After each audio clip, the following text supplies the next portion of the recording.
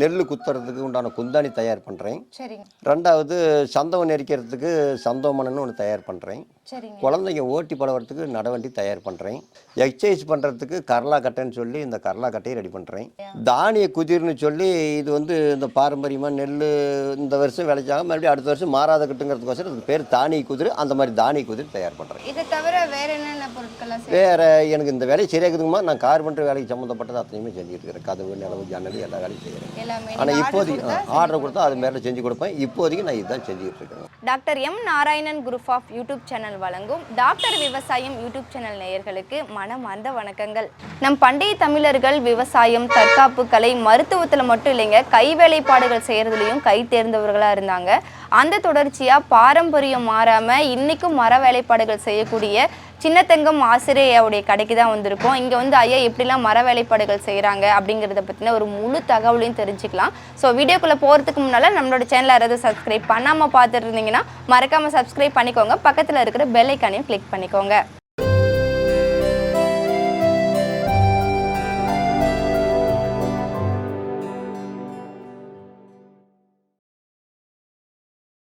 ஐயா வணக்கங்கய்யா. அம்மா வணக்கம்மா. ஐயா உங்களை பற்றி சொல்லுங்க. அம்மா என் பேர் சின்னத்தங்கம் ஆசாரி. சரி. சேலம் மாவட்டம் எடப்பாடி தாலுக்கா சின்னப்பம்பட்டிக்கு பக்கத்தில் அக்கரைப்பட்டிங்கிற ஊரில் இருக்கிறேங்கம்மா. சரிங்கய்யா. ஐயா இப்போ நம்ம மர வேலைப்பாடுகள்லாம் எத்தனை வருஷமாக செஞ்சிட்டு இருக்கீங்க? ஆமாம், நான் குறைஞ்சது ஒரு 30 வருஷம் 35 வருஷமாக நான் செஞ்சுட்டு இருக்கிறேம்மா. குடும்பமாக செஞ்சுட்டு இருக்கேன். குடும்பமாக செஞ்சுட்டு. நம்ம என்னென்ன மரங்களை பயன்படுத்தி செய்கிறோங்கய்யா? குந்தாணின்னு சொல்கிறது புரச மரம், ஆலாமரம், அரச மரம், கோணப்படியா மரம்னு சொல்லுவாங்க. முதல்ல மாட்டு வண்டிக்கு சக்கரம் போடுவோம், அந்த மாதிரி கோணப்படியா மரம்னு சொல்லுவாங்க. அந்த மாதிரி மரத்தில் தயார் பண்ணுறோம். இந்த சந்தவ மரங்கிறது வேளா மரம், புரச மரம், அந்த மாதிரி மரத்தில் தயார் பண்ணுறோம். இந்த கரலா கட்டைங்கய்யா? கரலா கட்டை ஈட்டி மரம், அதாவது கொஞ்சம் வெயிட் நல்லா இருக்குதுன்னு சொல்லி ஈட்டி மரத்தில் அது தயார் பண்ணிக்கிறோங்கம்மா. நார்மலாக தயார் பண்ணுறது புளி மரத்தில் தயார் பண்ணுவோம். புளி மரம் நல்லா சேவு ஏறின மரம், நல்லா வைரம் பாஞ்ச மரம்னு சொல்கிறாங்க பார்த்தியா, அந்த மாதிரி சேவு மரத்தில் தயார் பண்ணுவோம். ஏன் இந்த டிசைன்லாம் நாங்கள் பார்க்குறோம், இந்த டிசைன்ஸ்லாம் கையிலேயே நீங்கள் செய்கிறீங்களா? கையிலேயே போடுறோங்கம்மா. கையிலேயே போடுறோங்கம்மா. அதுக்கு மால் மாதிரி வச்சிருக்கிறேன். கையிலேயே நான் கை நெப்பிலி கையிலேயே போட்டுக்கிறோம். சரிங்க. வேற டிசைன்ஸ் கேட்டாலும் நீங்கள் வேறு டிசைன் கேட்லாக் மாதிரி வச்சிருக்கிறேங்கம்மா. அவங்க கேட்லாக் காட்டுவாங்கனாக்கா அந்த கேட்லாக்கில் தகுந்த மாதிரி நான் கையிலேயே போட்டு கொடுப்பேன். இப்போ குந்தாணி நம்ம எந்த சைஸ்லேருந்து எந்த சைஸுக்கு நீங்கள் எங்கே கிடைக்கும்? ஆமாம், நாம் இப்போ தயார் பண்ணுறது 8 பிடி, அதாவது 2 வல்லம் போட்டு குத்துற மாதிரி நான் தயார் பண்ணுறேன். சரிங்க. அது இன்னும் அதிகமாக குத்துற மாதிரி கோயிலுக்கு இன்னும் ஒரு சில இடத்துலலாம் கோயிலுக்கெல்லாம் குத்தி தான் பொங்க வைக்கிறாங்க. அது மாதிரினாக்கா 3 வல்லம் 12 பிடி போட்டு குத்துற மாதிரி பெருசாகவும் தயார் பண்ணுறேன். சின்னதாக இருந்தால் போதுங்க, எங்களுக்கு ஏதாவது ஒரு சுபகாரியங்களுக்கு வீட்டுக்கு வைக்கிறதுக்கு சின்னதாக இருந்தால் போதுன்னா சின்னதாகவும் தயார் பண்ணுறேன். அதாவது நான் நார்மலாக தயார் பண்ணுறது ஒரு 15 இன்ச்சு உயரத்தில் தயார் பண்ணிட்டு. குந்தாணியை புரச மரத்தில் செய்கிறதா சொல்லியிருந்தீங்க. புரச மரம் இப்போலாம் எங்கேயுமே பார்க்க முடியறது இல்லை, கிடைக்க மாட்டேங்குது. உங்களுக்கு எங்கெங்க கிடைக்குது? ஆமாங்க, பக்கத்தில் டிப்பு இருக்குதுங்கம்மா, டிப்பு, அதில் போய் எடுத்து வந்துருவோம். புரச மரம், வாகை மரம், வேளா மரம், பூவரச மரம், அத்தி மரம், இந்த மாதிரி மரத்துங்களில் குந்தாணி நான் தயார் பண்ணுறோம். தரமான மரத்தை எப்படி நீங்கள் பார்த்து எடுக்கிறீங்க? தரமான மரம் அப்படிங்கும்போது ஒரு சுற்றளவு ஒரு 36 இன்ச்சு 37 இன்ச்சு சென்டரில் சேவு ஏறி இருக்குமா. அந்த சேவு ஏறினத்தை மரத்தை அறுத்ததுக்கு பிற்பாடு தான் என்கிட்ட கொண்டு வருவாங்க. அந்த நடுமையத்தில் பார்த்தோன்னா சேவு ஏறி இருக்கும். அந்த சேவு ஏறின மரத்தை மட்டும்தான் நான் வாங்குவேன். சரிங்கய்யா. இப்போ மரம் வாங்கிட்டீங்க அப்படின்னா அடுத்தது எத்தனை நாள் கழிச்சு நீங்கள்? அது அடுத்தது ஒரு 25 நாளைக்கு காய வச்சு போட்டுருவேன். அப்படி போட்டுருவேன். அது காயிற வரலும் போட்டுருவேன். அந்த மேலே இருக்கிற பட்டையெல்லாம் உறிஞ்சத்துக்கு பிற்பாடு தான் நான் தயார் பண்ணுவேன். இப்போ நீங்கள் இந்த மாதிரி பொருள் செஞ்சிட்டீங்க அப்படின்னா வார்னிஷ் பண்ணுறீங்களாங்க? ஆமாங்கம்மா, வார்னிஷ் பண்ணி அது பாலிஷ் போட்டோம்னாக்கா அது ஏன்னா அடிக்கடி எடுக்க மாட்டாங்க. ஏதாவது ஒரு விசேஷம்னா நெல் குத்துவாங்க, ஏதாவது ஒரு விசேஷம்னா இடிப்பாங்க. காட்டில் ஏதாவது ஒரு தானி வந்தால் 6 மாதத்துக்கு ஒரு தடவை இடிப்பாங்க. அப்போ மட்டும் இடிக்கும்போது அது பூச்சி மோகிறதுக்கு வாய்ப்பு இருக்குது. இந்த பாலிஷும் வார்னிஷ் இதை ஒன்று போட்டோம்னாக்கா பூச்சி மோவராது. பாலிஷ் போட்டோம்னாக்கா எந்த லைஃபும் நல்லா வரும், பூச்சி மோவராது மெயினாக. அது அந்த இது போடலன்னா லைஃப் நல்லாவே வரும், ஆனால் பூச்சி மோவராது. உழுக்கிறதுன்னு சொல்கிறோம் பார்த்தீங்களா, அந்த உழு வராது. அதுக்காக தான் அந்த பாலிஷ் போடுறது. சரிங்க ஐயா. இப்போ இந்த சந்துவ மனை அப்படிங்கிறது எங்கள் ஜென்ரேஷனுக்குலாம் இது எங்களுக்கு என்னன்னே தெரியல. அப்போ இதெல்லாம் என்ன சந்துவ மனைனா என்ன அப்படிங்கிறது? ஆமாம், சந்துவ மனை அப்படின்னாக்கா சந்துவம் நெரிச்சு சாப்பிட்றதுன்னு சொல்லுவாங்க கிராமத்தில். அது வேக வச்ச பொருள், அதாவது அரிசி, ஆவியில் அரிசி இந்த மாதிரி வேக வச்சு நம்ம இட்லி எப்படி சுடுறோமோ அது மாதிரி வேக வச்ச பொருளை எடுத்து நம்ம இதில் போட்டு விட்டு இப்படி நம்ம கீழே அழுத்தினோம்னா கீழே நல்லா ஒரு 3 மீட்டர் நீளத்துக்கு அப்படியே வளர்த்தியே வருமா. அது எப்படி பிடிக்கணும், வாழை மட்டையில் பிடிக்கணும், இன்னும் வளர்த்தியே வரும். நூடுல்ஸ் மாதிரி நூடுல்ஸ்னு இங்கிலீஷில் சொல்கிறாங்க. அது நூடுல்ஸுங்கிறது இங்கிலீஷு, சந்தம் அப்படிங்கிறது கிராமத்தில் நாங்கள் சொல்கிறது. இதில் மரத்தில் நெரிச்சோம்னா எந்த ஒரு சைடு இதுவும் கிடையாது, எந்த ஒரு கெடுதலும் கிடையாது, கெமிக்கல் கலக்காதது, அதே மாதிரி இயற்கையான ஒரு உணவு, குழந்தைங்க விரும்பி சாப்பிடும். அதே மாதிரி அந்த இரும்புலையோ மற்றத்தில் செஞ்சாக்கா அது துருப்பிடிக்கிறதுக்கு வாய்ப்பு இருக்குது. இது மரத்தில் கொஞ்சம் கூட வராது. இது வந்து விரும்பி சாப்பிடுவாங்க. குழந்தைங்களுக்கு ஆரோக்கியமாக கொடுக்கறதுக்கு இது நம்ம ஒரு உகந்தது. இது சந்தம்னு சொல்லுவாங்க. தெனை, கோராளி, சாமை எல்லாத்துலேயுமே செய்யலாம். இப்போ நடவண்டி நம்ம கிட்ட இருக்கு. நடவண்டி வந்து எந்த சைஸ்ல இருந்து எந்த சைஸ் வரைக்கும் நாங்கள் வந்து ஒரு அதாவது நடுத்தரமான பெண் குழந்தைங்களா இருந்தாலும் சரி, ஆண் குழந்தைங்க வந்தாலும் 12 இன்ச்சு உயரம் வைப்போம். அது அப்படிங்கும்போது இப்படி கொஞ்சம் நிமிந்துச்சுனாக்கா நெஞ்சு விரியும். அந்த கணக்கு அது பூரா வேப்ப மரத்துலேயே நாங்கள் தயார் பண்ணுறோம்மா. அந்த நடவண்டி மட்டும் வேப்ப மரத்தில். ஏன்னா அது ஒரு 2-3 குழந்தைங்களுக்காவது அது பயன்படும். ஒரே குழந்தைங்களுக்காக அவங்க இது பண்ண மாட்டாங்க. 2-3 குழந்தைங்களுக்கு அந்த நடவண்டி ஓட்டி பண்ணலாம். ஆமாம், நல்லா தாங்கும், வலுவாக இருக்கும், உடையாதுங்க. அதனால அந்த வேப்ப மரத்தில் தயார் பண்ணுறோம். தானிய குதிர் வச்சிருக்கீங்கயா, இப்பயுமே வந்து விவசாயிகள் நம்ம கிட்ட வாங்குறாங்களா? தானிய குதிர்னு சொல்லி இப்பயுமே வாங்குறாங்கம்மா. அது எப்படின்னா தானியம் மாறாது இருக்கிறதுக்கு, அதாவது இந்த வருஷம் விதைச்ச விதை அடுத்த வருஷம் மறுபடியும் அந்த விதை மாறாது இருக்கிறதுக்கோசரம் தானிய குதிர்னு சொல்கிறதுங்கம்மா. அந்த தானிய குதிரை வாங்கிட்டு போய் சுத்தமாக விளக்கெண்ணெய் பூசி இந்த வருஷம் விளையச்சில் அந்த தானிய குதிரையில் போட்டோம்னா அடுத்த வருஷம் வந்து நம்ம அதை எடுத்தோம்னாக்கா அது மாறாதுக்கிறதுக்கோசரம் தான் தானிய குதிர்னு அது வாங்கிட்டு போகிறாங்க. அது கொண்டு போய் சாமி ரூமில் வச்சிடணுங்கம்மா. அதாவது நம்ம மற்ற ரூமில் வைக்கிற மாதிரி குந்தாணி மாதிரி அதை வைக்கிறது இல்லை. சாமி ரூமில் வச்சோம்னா எப்படியும் திங்கக்கிழமையோ வெள்ளிக்கிழமையோ சாமி ரூமுக்கு சாமி கும்பிட போவாங்க. அப்போ அந்த விதையை பார்த்தாங்க அப்படின்னாக்கா அது அந்த உழுக்கிறதோ அந்த மாதிரி ஒரு இதெல்லாம் அதில் வந்து வராது. அதனால தான் தானிய குதிரையில் போட்டு வைக்கிறதுக்கோசரம் இன்னமும் வாங்கிட்டு போகிறாங்க தானிய குதிரை. அது விளக்கெண்ணெய் எதுக்குன்னம்மா, விளக்கெண்ணெய் கசப்பு எந்த பூச்சும் வராது, மினுமினுப்பாகவும் இருக்கும். விளக்கெண்ணெய் போச்சுட்டுனா வைரம் பாஞ்ச மாதிரி சொல்கிறாங்க பார்த்தியா, அந்த மினுமினுப்பு ஒன்று. ரெண்டாவது கசப்புக்கு வந்து பூச்சி வராது. அதுக்கோசரம் அந்த இதுக்கு விளக்கெண்ணெய் பூசுறது. சரிங்க. இந்த தானிய குதிரில் நம்ம தானியம் போடுறோம் அப்படின்னா 50 வருஷம்னா கூட மாறாது அப்படின்னு சொல்கிறாங்க. அது உண்மைங்களா? ஆமாங்கம்மா, 50 வருஷம்னா கூட மாறாது. என்ன காரணம்னா நாம் வந்து இந்த வருஷம் ஒரு கண்டம் வருது அப்படின்னா அதில் கொஞ்சம் ஒரு 1/2 கிலோ எடுத்து அதில் போடுறோம். மறுபடியும் அடுத்த வருஷம் நம்ம விதைக்கு வந்து நம்மளுக்கு ஒரு 50 கிலோ விதை வாங்குறோம் அப்படின்னா அதில் ஒரு கொஞ்சோண்டு எடுத்து போய் அதில் போடுறோம். அப்படியே மாறி போயிட்டு இருக்கும்போது 50 வருஷம் கம்மி, 100 வருஷம்னா கூட மாறாது இருக்கும். அதாவது இந்த வருஷம் விதைச்ச விதை என்னன்னு நமக்கு அடுத்த வருஷம் தெரியாது. இன்னைக்கு வந்து புதுசாக விதைக்கு வருது. நெல்லுக்கு பல விதமான பேர் வந்துருச்சு. அப்படிங்கும்போது பேர் சொல்லி வாங்க மாட்டாங்க. விதையை கொண்டு போனாங்களாக்கா ஈஸியாக வாங்கிட்டு வரலாம். அந்த விதை மாறாதக்கிறதுக்கு தான் தானிய குதிரை. சரிங்க. அதில் எத்தனை கிலோ வரைக்கும் பிடிக்கும்? அதில் வந்து நான் போட்டுக்கிறது 1 கிலோ வரலும் போட்டுக்கிறேங்கம்மா. 1 கிலோ அப்படிங்கும்போது அது சும்மா கொஞ்சம், அதாவது அந்த பேருக்கு மட்டும்தான். ஒரு 100 கிராம் கொண்டு போனாவே கடைகளில் வந்து அந்த தானியத்துக்கு என்ன பேரோ அது மாதிரி கொடுப்பாங்க. நான் 1 கிலோ வர்ற மாதிரி அதில் தானிய குதிரையில் ஓட்ட போட்டு வச்சுருக்கேன். தொட்டில் பார்க்க முடியுதுங்கய்யா? ஆமாங்கம்மா. இப்போ நீங்கள் தொட்டிலும் செஞ்சு கொடுக்குறீங்களா? ஆமாங்கம்மா, தொட்டிலும் செய்கிறேன், குழந்தைங்களுக்கு ஊஞ்சலும் செய்கிறேன். இந்த தொட்டில் அப்படிங்கிறது கல்யாணம் பண்ணி குழந்தைங்க இல்லை அப்படிங்கும்போது கோயிலில் வேண்டுதல் வைப்பாங்க. இந்த வருஷம் எனக்கு குழந்தைங்க இருந்துச்சுனாக்கா நான் அடுத்த வரைக்கும் தொட்டில் செஞ்சு வைக்கிறேன்னு சொல்லுவாங்க. அந்த மாதிரி நிறையா பேர் என்கிட்ட வந்து தொட்டில் வாங்கிட்டு போய்க்கிறாங்க. வேண்டுதலை நிறைவேறதுக்கு பிற்பாடு வாங்கிட்டு போய் கட்டிக்கிறாங்க. அது கோயிலுக்கு உகந்தது. அதே மாதிரி இயற்கையாக வீட்டில் வந்து ஊஞ்சல்னு சொல்லுவாங்க. அது தொட்டில் ஊஞ்சல் அது மாதிரி சொல்லுவாங்க.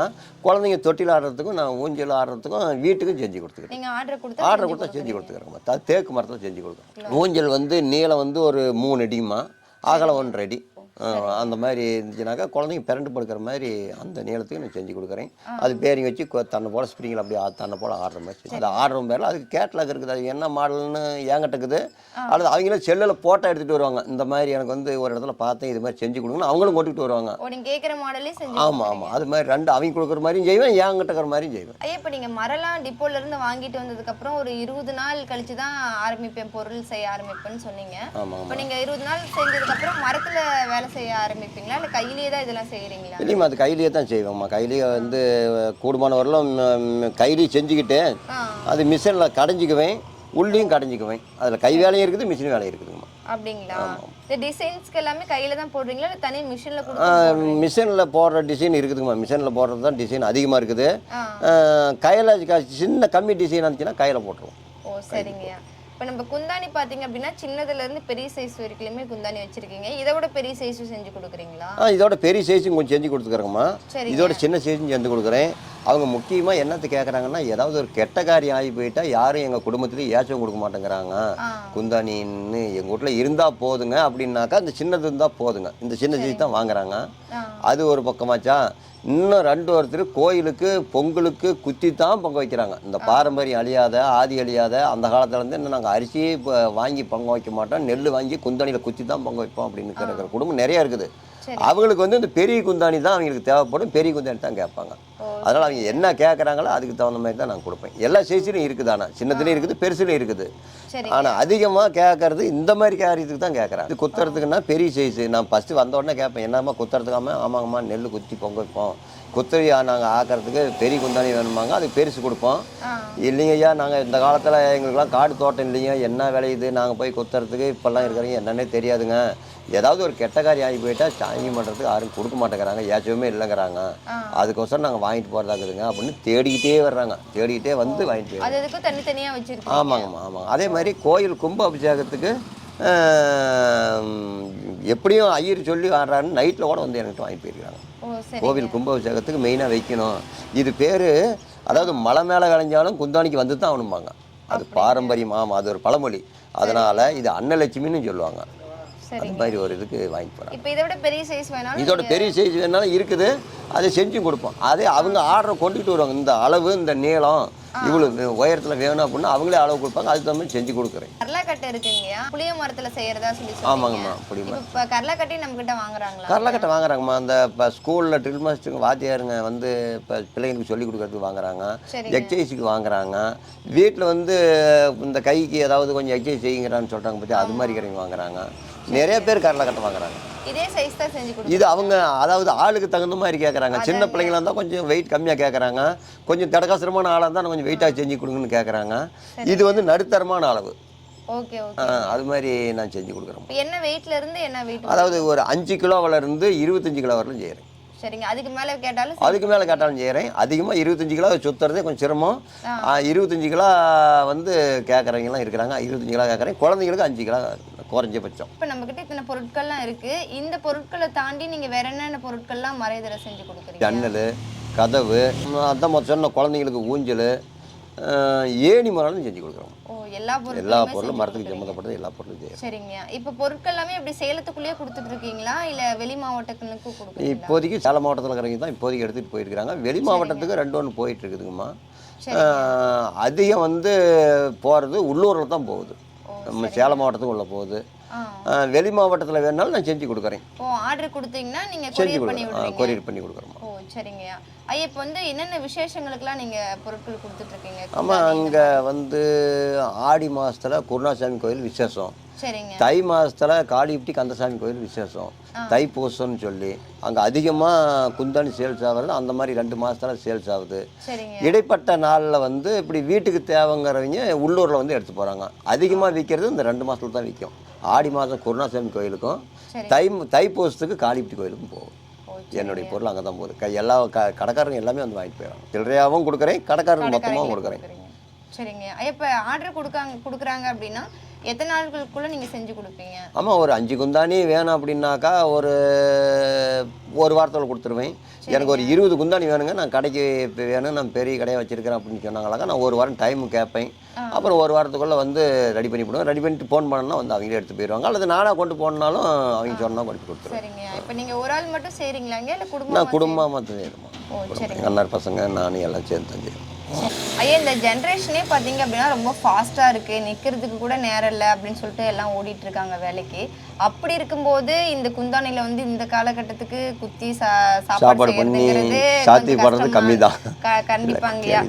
அதாவது பெரியவங்க சாப்பிட்றதுன்னு சொல்கிறதோட குழந்தைங்க வந்து பால் மறந்து அடுத்தது சாப்பிட்றதுக்கு ஊட்டுவாங்க. அதாவது இப்போ பால் மருந்து அடுத்தது சாப்பாடு கொடுங்கலாம் அப்படின்னு சொல்லி டாக்டர் சொன்னாங்களா கொடுக்கலான்னு சொல்லுவாங்க. அந்த குழந்தைங்களுக்கு வந்து நெல்லில் குத்தி அந்த பதத்துக்கு நாம் வந்து பதப்படுத்தி அந்த குழந்தைங்களுக்கு சாப்பாடு கொடுத்தோம்னா ஆரோக்கியமானது, கெமிக்கல் கலக்காதது, குழந்தைங்களுக்கு நல்லா உடலுக்கு நல்ல ஒரு இது நோய் நொடி வராதது. அது மாதிரி இன்னும் நிறைய பேர் அதுக்கு தான் வாங்குறாங்க.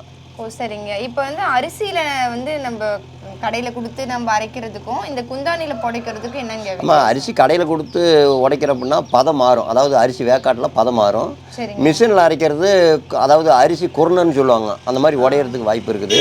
நாம் குத்தி ஆகிறதுக்கு எந்த ஒரு இதுவுமே கிடையாது.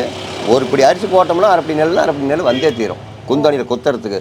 ஆனால் குத்துறது கொஞ்சம் சிரமமாக இருந்தாலும் இதனுடைய நன்மைகள் நிறைய இருக்குது. சரிங்க. அது குழந்தைங்களுக்கு இன்னமுமே குத்தி தான் சாப்பாடு கொடுக்குறாங்க. எங்கள் ஏரியாவிலாம் பூராமே குழந்தைங்களுக்கு கடையில் வாங்கிட்டு வரது கிடையாது. நெல் குத்தி தான் அரிசி வந்து இதில் புடைச்சி முரத்தில் புடைச்சி அதை சாப்பாடு பண்ணி தான் குழந்தைங்களுக்கு கொடுக்குறாங்க. அது எந்த ஒரு கெமிக்கலும் கிடையாது. வாசம் நல்லாயிருக்கும். கும்குமம்னு பழைய காலத்தில் வாசம் வந்துச்சு பெரிய சாப்பாட்டு வாசம், அந்த வாசம் அப்படியே இருக்கும் குந்தானியில் குத்தனா.